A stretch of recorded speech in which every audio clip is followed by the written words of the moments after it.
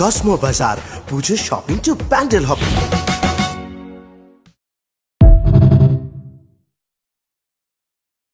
पांडवेश्वर विधानसभा क्षेत्र के हरिपुर राम जानकी मंदिर प्रांगण से भाजपा की ओर से आगमनी यात्रा कार्यक्रम के तहत एक रैली निकाली गई, जो हरिपुर प्राइमरी स्कूल में आकर सभा में तब्दील हो गई। इस आगमनी यात्रा के दौरान 1001 गीता बांटने की संकल्प ली गई।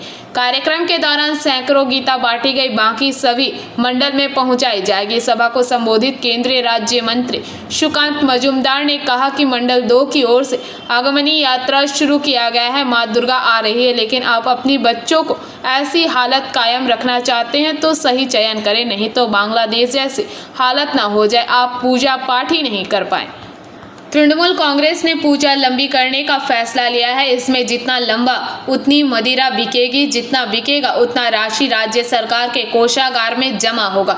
घुट घुट पी युग युग जी यही चाहता है। दीदी जो भाजपा समर्थकों पर हमला कर रहा है, उसका भी समय आएगा। जिला अध्यक्ष दीप्तेंदु भट्टाचार्य ने कहा, जो तुलसी पूजा करती है, जो गीता का श्लोक पाठ करता है, वे आगे अपनी धर्म की रक्षा कर पाएंगे कि नहीं। एक विकट परिस्थिति आने वाली है, इसलिए 2026 के चुनाव में सनातनी समाज की रक्षा करने का चुनाव है, नहीं तो आने वाली पीढ़ी काफी माफ नहीं करेगा। सभा को पूर्व विधायक व पूर्व मेयर जितेंद्र कुमार तिवारी आदि ने संबोधित किया। इस अवसर पर कुंदन शाह, मंडल 2 के अध्यक्ष वेणुधर, संजय यादव, प्रहलाद शाह, पोरेश घोष, मंडल 1 अध्यक्ष सविता बागदी, उमेश मिश्रा, गौरव गुप्ता, मंडल 4 के सप्तर्षि मंडल, रूपक पांजा, कृष्णेंदु मुखर्जी, मंडल 3 के अध्यक्ष तारक धिब्बर, सुधीर सिंह, ज्योति कुमारी ग्वाला तथा अन्य नेता व समर्थक मौजूद रहे।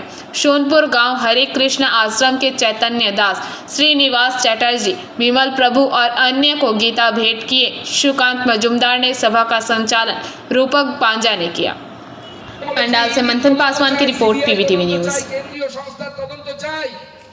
আমি সেটা বাইরে টুইট করে দিয়েছি, সঙ্গে সঙ্গে দিদিমণির বকা কীর্তিকে, আরে কীর্তি তুই তো দাদার কীর্তি করে দিলি, কীর্তি একদম খারাপ করে দিলি, এমন কীর্তি করলি মুখ দেখাতে পারছি না।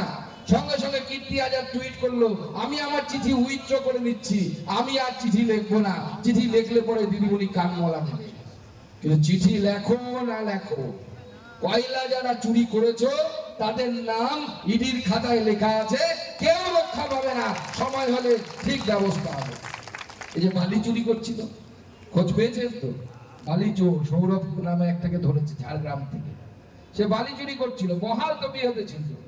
তাদের তৃণমূল নেতারা বলে, আরে আমরা দিল্লিকে সেটিং করে নিয়েছি, তো চিন্তা করতে হবে না, যত পারিস চুরি কর।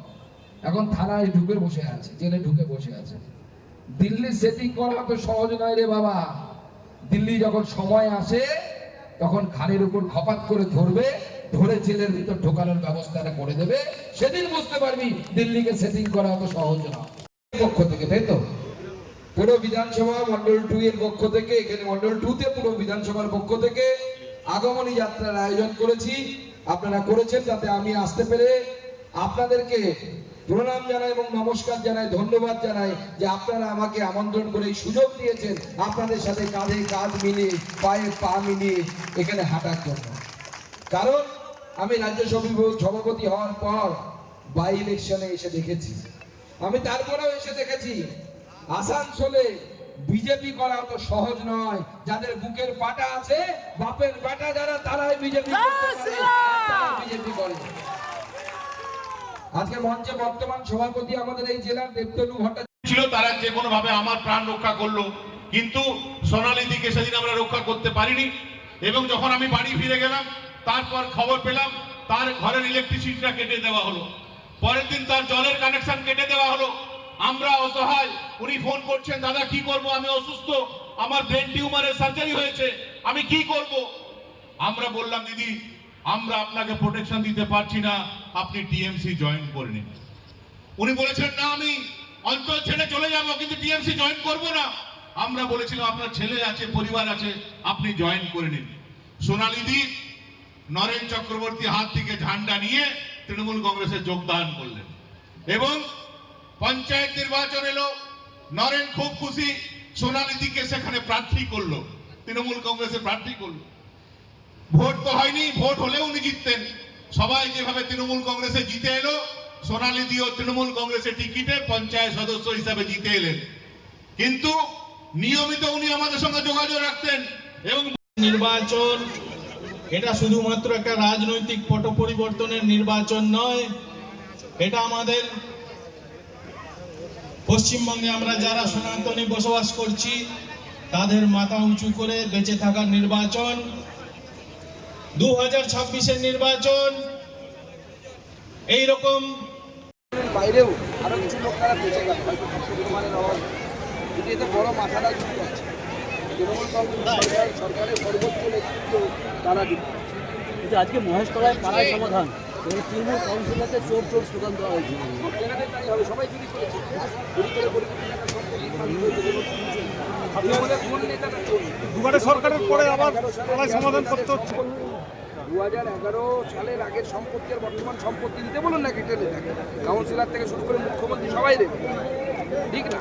যে নেপাল থেকে পরিযায়ী শ্রমিকরা দলে দলে ফিরে আসছে বাংলায়, তাহলে ভাবুন বাংলার কি অবস্থা।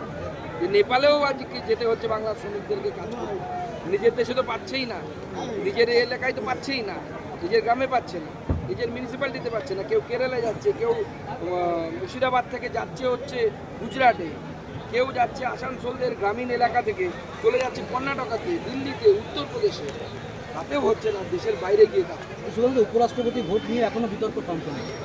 যারা বিতর্ক করেন তারা করছে, তারা হেরে যায়, হেরে গিয়ে তাদের একটা অজুহাত দেয়। ক্রস ভোটিং কি হয়েছে? কিন্তু যারা ক্রস ভোটিং করেছে তারা বলতে পারে, আমাদের ক্রস ভোটিংয়ের কোনো ব্যাপার, আমাদের যা ভোট পাওয়ার মধ্যে।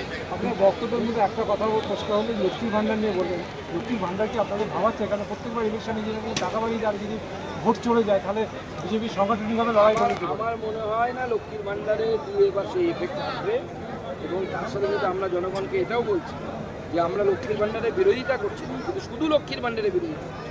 সেই জন্য একধারে আমরা যেমন অন্নপূর্ণা ভাণ্ডার দেবো, তার সাথে বাংলার শিল্পায়নের দিকে আসামের রাজনীতি থেকেও কমছে যাচ্ছে। বিষয়টি আমি খোঁজ নিয়ে বলতে পারি। ঠিক।